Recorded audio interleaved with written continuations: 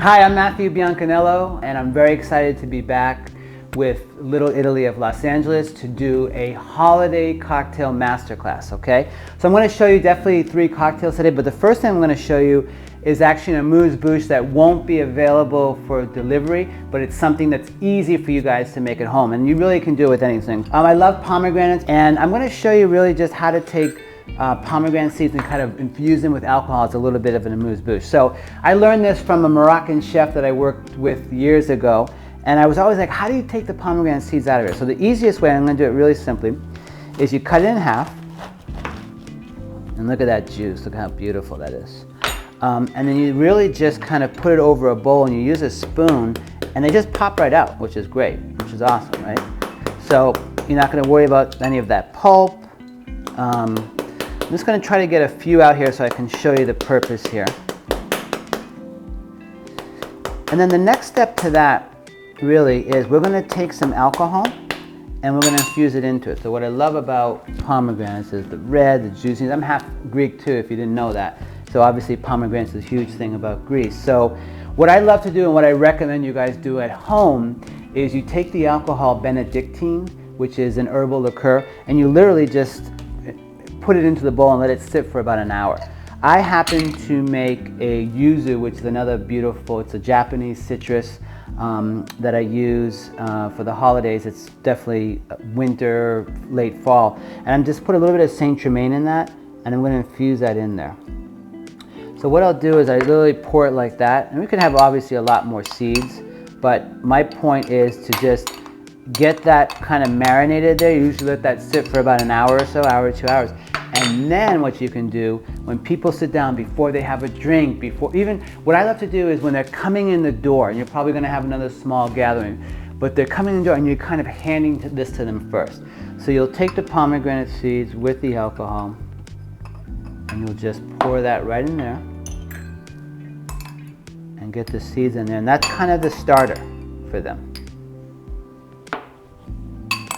And like I said, this whole thing can just be filled with seeds. So there you go. That's an amuse-bouche. It's basically, this is a yuzu Saint Germain infused into the pomegranate seeds, but you could use Benedictine. You can use Grand Marnier is great. That's probably an easier thing for people to find as well. And that's great. You just let it sit for 1 or 2 hours, and all of a sudden, and I like to taste this. You know, when you eat the seeds, you know they're crunchy. They're beautiful. It's an incredible antioxidant as well. So cheers, happy holidays to you. And that is your amuse-bouche.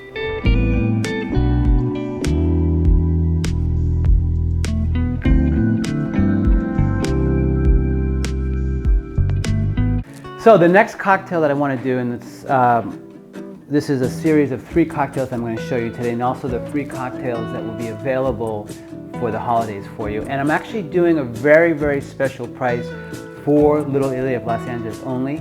All of my 750 milliliter bottles, which usually serves about 5 or 6 people, are going to be half off. So it's going to be $50 a bottle. It's going to have 5 to 6 servings, and this is one of them included. This is an old fashioned that I'm going to do that is with one of my favorite fruits from the fall, persimmons. So there's 2 major types of persimmons, and persimmons originated in China.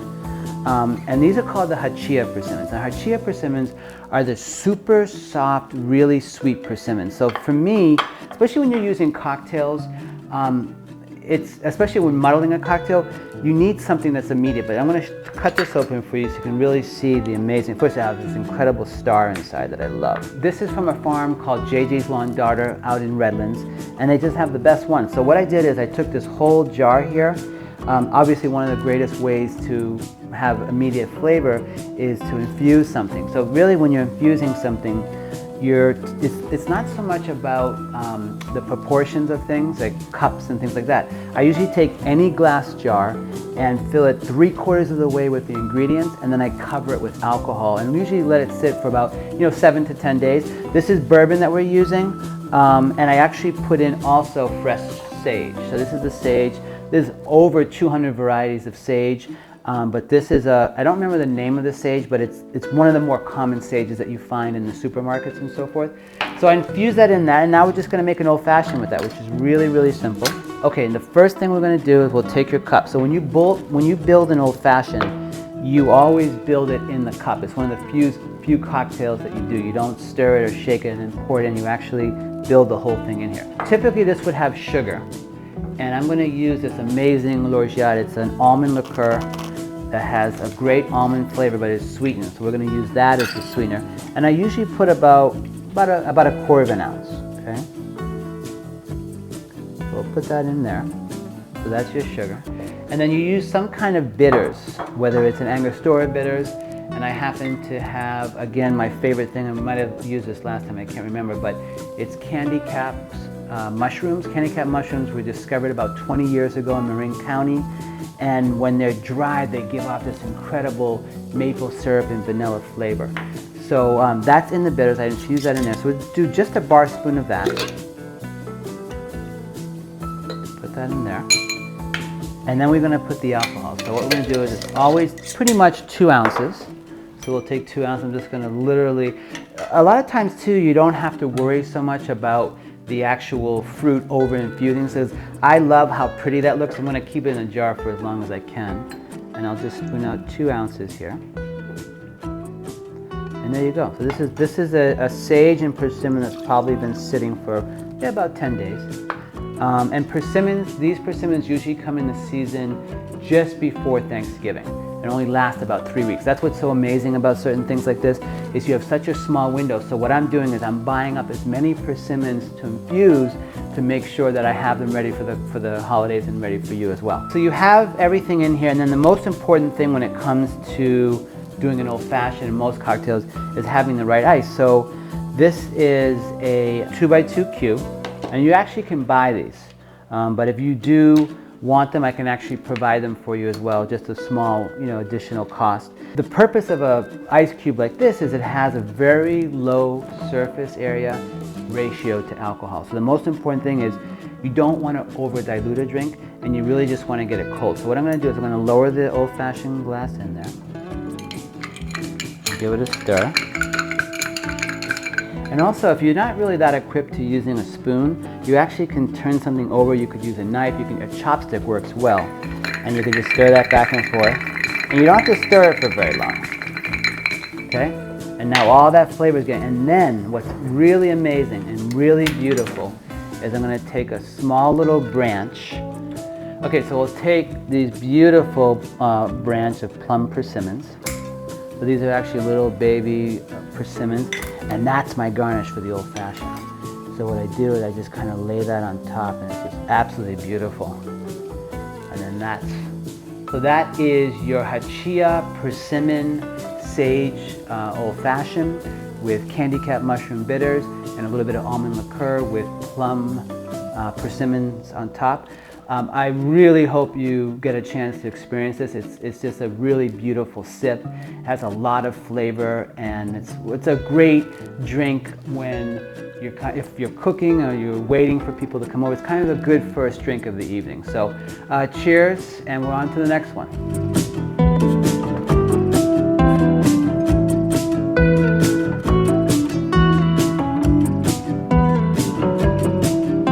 The second cocktail that we're doing today is a white guava and pomegranate drink, okay? Now both pomegranates is very fall, and guava is where you just fall that goes into the winter, usually until February. So what I love is something like guava is such a tropical flavor. You think there's no way that would be a winter thing, but because of the microclimates we have here and all of the weather being kind of perfect, it's the perfect thing. But it starts usually around September, October, and goes to about February.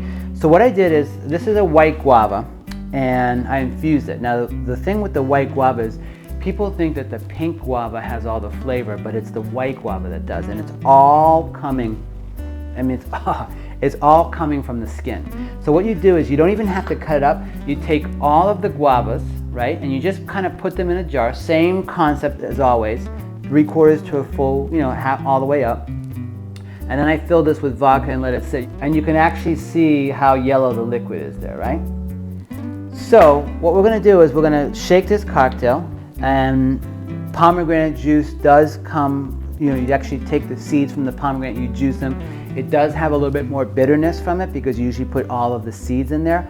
And also just a little thing you might not know is real grenadine actually comes from pomegranates. It doesn't come from cherries, and it's not from that plastic bottle. So you actually take the pomegranate juice and you mix it with sugar. So what we're going to do is we're going to take 2 ounces of the guava vodka.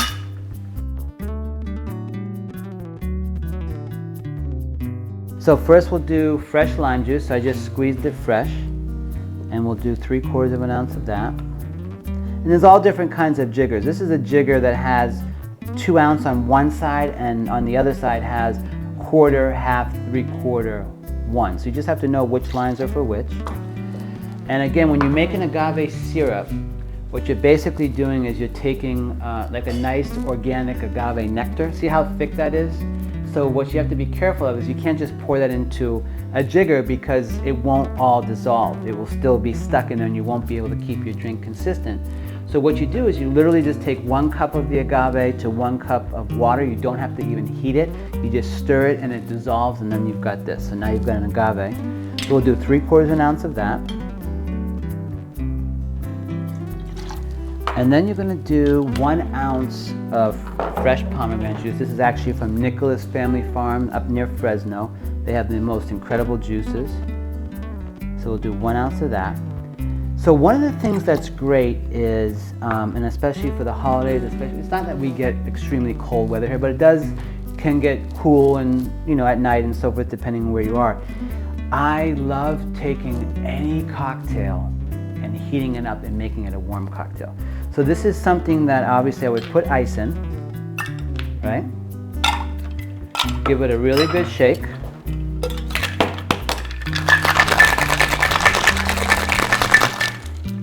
And then instead of straining this into a glass, I actually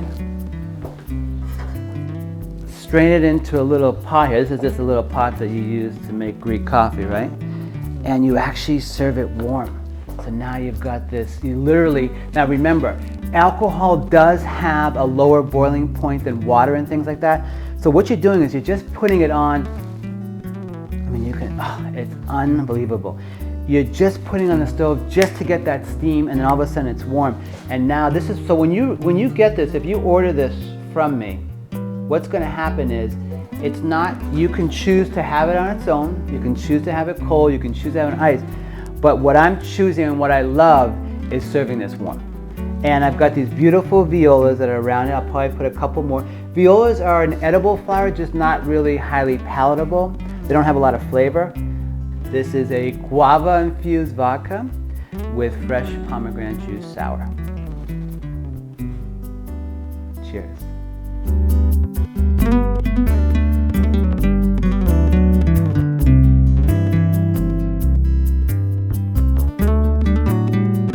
Okay, now I'm going to show you the last cocktail that will be available for your holiday delivery here for Little Italy of Los Angeles.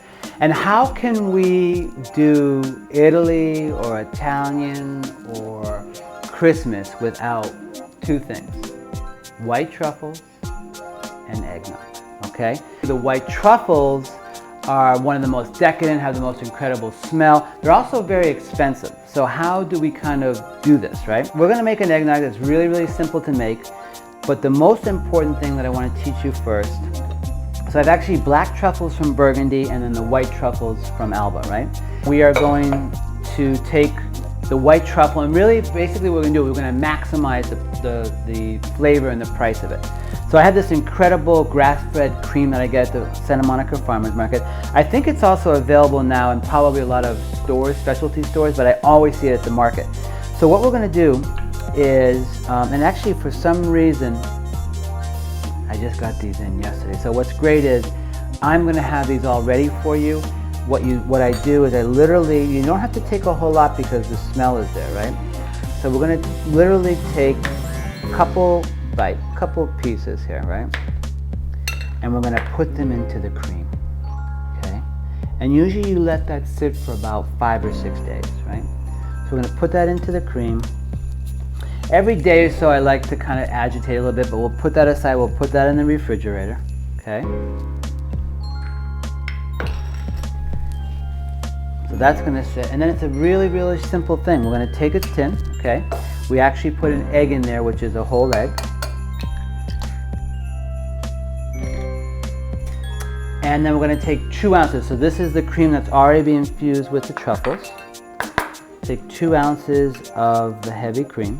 Now listen, if you don't like truffles, if you have a problem with mushrooms, if you are allergic to them, whatever that is, this is still a very basic formula that you can follow for an eggnog. And then you can literally just do anything you want in the eggnog. You could if you wanted to infuse lavender in the cream, if you wanted to take the actual bourbon and put curry in it or seaweed in it. So, I know I like to use agave, but when we're talking about something like an eggnog here, let's use a honey syrup, okay? So this is actually a buckwheat honey. You can use any kind of rich honey. I like avocado honey, all of that. And it's a 3-to-1 ratio. So you're taking 3 cups of honey to 1 cup of water, heating it up and dissolving it. We're gonna do 1 ounce of the honey. So it's gonna just make this a little bit more richer too, right? One of the things I always love about honey too, besides just bees, is honey is one of those sugars that really man has never really been able to synthetically reproduce. And there's something about that. There's something about, like, you can only get that from bees, you know, and that's a huge thing for me, and I think it changes the flavor very much of this. And then we're going to do 2 ounces of the bourbon, okay? I'm going to just do straight bourbon for you here. So we'll do 2 ounces of that. Something to be called a bourbon, just so you know, has to have at least 51% corn in it, has to be aged for at least 2 years in a brand new American oak barrel, okay, charred barrel. All right, and then we're going to take the ice. So we'll put the ice in there, give it a really good shake. And we'll use all different kinds of glasses for this. And this is something, you know, if you really wanted to, what I love about this is a drink that you could freeze if you needed to. If you wanted to put it in plastic bottles and you needed to freeze it for a couple months, it would still stay fresh.